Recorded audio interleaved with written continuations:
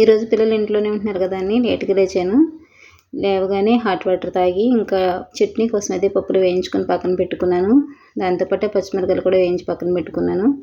తర్వాత టిఫిన్కి అయితే ఇడ్లీ వేస్తున్నాను అనమాట. ఇడ్లీ పిండి ముందు రోజే ప్రిపేర్ చేసి ఉంచుకున్నాను. ఇడ్లీ పొయ్యి మీద వేసేసి ఈలోపు పప్పులు ఆరిపోతాయి కదా, చట్నీ పడదామని ముందు ఇడ్లీ వేసాను. ఇడ్లీ కూడా రెడీ అయిపోయింది. పిల్లలు ఫ్రెష్ అవుతున్నారు ఈలోపు. ఇడ్లీ ఉడికిపోగానే ఇంకా చట్నీ కోసం అయితే పడుతున్నాను. ఆల్రెడీ పప్పులు ఆరిపోయినాయి. ఇంకా మిక్సీ జార్లో తీసుకొని ఇదైతే మిక్సీ పట్టేస్తున్నాను. చట్నీ రెడీ అవ్వగానే పిల్లలకైతే టిఫిన్ పెట్టేశాను. వాళ్ళు టిఫిన్ తిన్నాక మేము కూడా ఫ్రెష్ అయ్యి టిఫిన్ తినేసి లంచ్ కోసం అయితే బియ్యం కడిగి పెట్టేశాను. పప్పు గోంగూర అయితే చేస్తున్నాను. అన్నం ఒక పొయ్యి మీద పెట్టాను. అన్నం కూడా ఉడికిపోయింది. పప్పు పొయ్యి మీద వేసి అది ఉడికే లోపల షింక్లో ఉన్న గిన్నెలు అయితే కడుగుతున్నాను.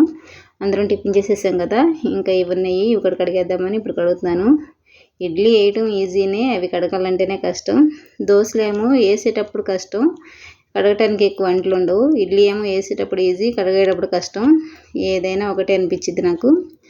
ముందైతే ఇవి కడిగేసాను. ఇవి వేయే లోపల పప్పు అయితే ఉడికిపోయింది. పప్పు ఉడకగానే అది రుబ్బేసి పక్కన పెట్టి నేను ఫ్రెష్ అయ్యి వచ్చాను. ఫ్రెష్ అయిపోయిన తర్వాత గిన్నెలని సర్దేసుకొని ఇంకా పప్పు అయితే తాలింపు వేస్తున్నాను అనమాట. పప్పు తాలింపు వేయగానే పిల్లలకైతే అన్నం పెట్టేశాను. వాళ్ళతో పాటు వాళ్ళు తిన్న తర్వాత నేను వాళ్ళ నాన్న కూడా తినేసాను అనమాట. ఇదండి మార్నింగ్ వ్లాగ్.